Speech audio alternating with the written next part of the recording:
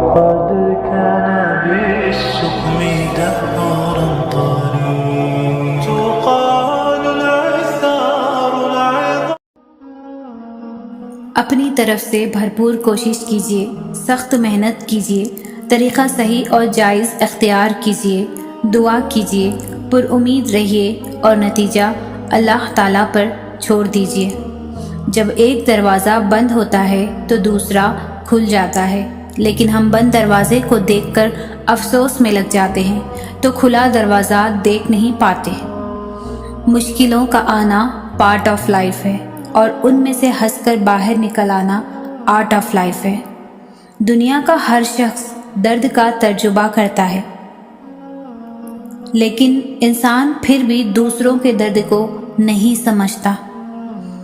خوش رہنے کے لیے بہت سارے وسائل اور چیزوں کی ضرورت نہیں ہوتی، بلکہ مطمئن دل کے ساتھ اپنی چھوٹی سی دنیا کے ساتھ بھی خوش رہا جا سکتا ہے. چھوڑ دیا ہے صفائی دینا اور منانا، جس کو ملنا ہے ملے، بات کرنی ہے کرے، ورنہ آگے بڑھے. یقین جانیں کبھی بھی اکثریت کو دیکھ کر کسی راستے کا انتخاب مت کیجیے. ہمیشہ درست راستے کا انتخاب کیجیے، بھلے اس پر تنہا ہی چلنا پڑے.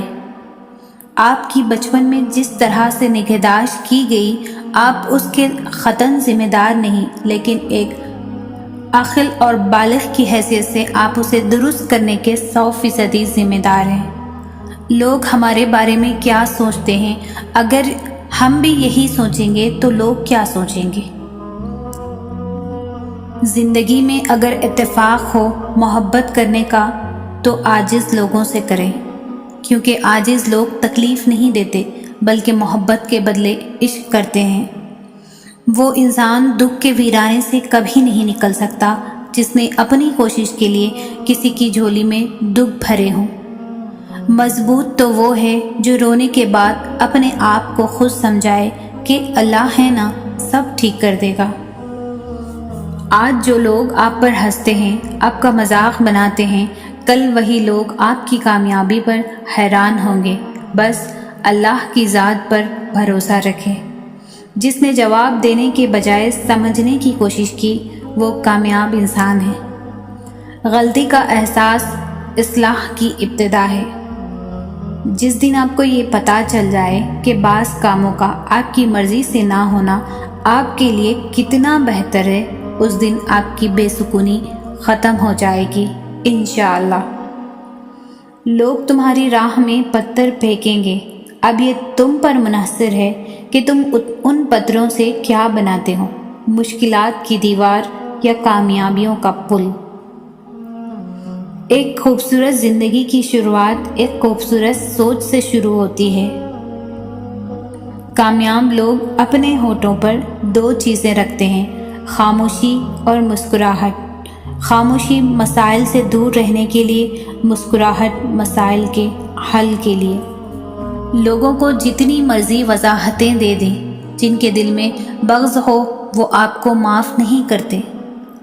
انسان کا کام ہے کوشش کرنا، کامیابی تو اللہ دیتا ہے.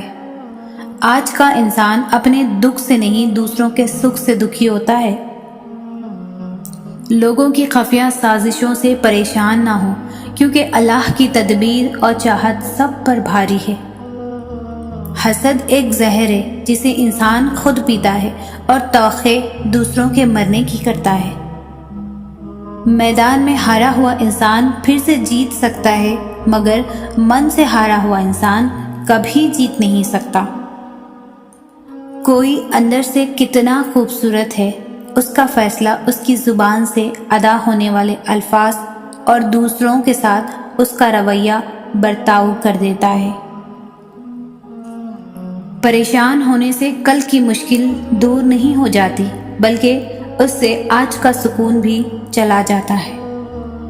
عقل مندی یہ ہے کہ آدمی خود ٹھوکریں کھانے کے بجائے دوسروں کی ٹھوکروں سے سیکھے.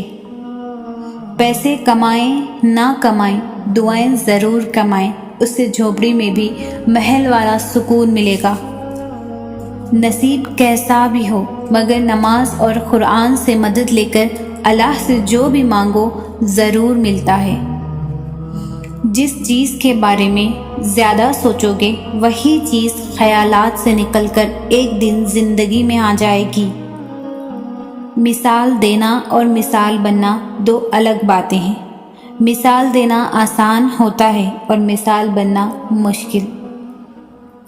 کبھی بھی غصے کی حالت میں کوئی فیصلہ نہ کرو، کیونکہ ابلتے ہوئے پانی میں عکس دکھائی نہیں دیتا۔ کوئی بڑا کام صرف وہی شخص کرتا ہے جو اپنے آپ کو کوئی چھوٹا کام کرنے پر راضی کرے۔ اگر تمہیں اپنے علم پر مغرور ہو تو یہ تمہاری جہالت کے لیے کافی ہے۔ روٹی کمانا بڑی بات نہیں، فیملی کے ساتھ بیٹھ کر روٹی کھانا بڑی بات ہے۔ رشتے بچانے کے لیے انسان جھک سکتا ہے، لیکن جھکنے کی بھی ایک حد ہوتی ہے۔ لہٰذا تعلق وہی بستے ہیں جہاں دونوں احساس کرنے والے ہوں۔ زندگی کے آدھے غم انسان دوسروں سے غلط توقعات کر کے خریدتا ہے۔ جب غم ستائے تو خود کو مضبوط کر لو، نہ کر سکو تو خود کو مصروف کر لو۔ مشکل ہمیشہ بہتر لوگوں کے حصے میں آتی ہے، کیونکہ وہ اس کو بہترین طریقے سے انجام دینے کی صلاحیت رکھتے ہیں۔ خواہش سے نہیں گرتے پھل جھولی میں، وقت کی شاخ کو میرے دوست ہلانا ہوگا۔ کچھ نہیں ہوگا اندھیروں کو برا کہنے سے، اپنے حصے کا دیا خود ہی جلانا ہوگا۔ کسی کے جذبات اور احساسات سے کھیلنے سے پہلے یہ سوچ لیں کہ دنیا مکافات عمل ہے۔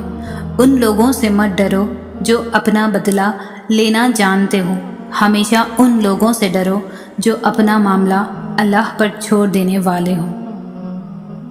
جب پرندہ زندہ ہوتا ہے تو چونٹیوں کو کھاتا ہے، اور جب پرندہ مرتا ہے تو چونٹیاں اسے کھاتی ہے۔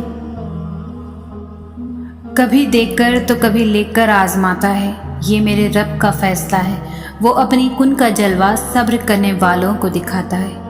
جب قبولیت کا وقت آتا ہے اور خدا کی مرضی تمہارے حق میں ہوتی ہے، یا پھر جب نصیب میں لکھا تمہیں ملنا ہوتا ہے، تو خدا فرماتا ہے کن فیکن، ہو جا، اور پھر ہو جاتا ہے۔ اور اس لمحے میں آسمان، ستارے، چاند، سورج، وقت، قسمت، ہوائیں، بادل اور بارش، کشش، قدرت کا کائنات کی سازشیں، اور شاید دنیا کا ہر ایک ذرہ مل کر تمہیں تمہاری منزل تک کھینچ لاتے ہیں، خدا کی مرضی کو پورا کرنے کے لیے، اور وہ ہو کر رہتا ہے جو منظور خدا ہو۔ جب کن سے فیکن کی لڑی ملتی ہے، پھر لمحوں میں تقدیر بدل جایا کرتی ہے۔ اگر اس نے کن نہ کہنا ہوتا تو وہ تمہارا یہ انتظار اب تک ختم کر چکا ہوتا ہے۔ اس کی دسترس میں کن بھی ہے، فیکن بھی ہے۔ ایسا کوئی کام نہیں جو میرا رب کر نہیں سکتا۔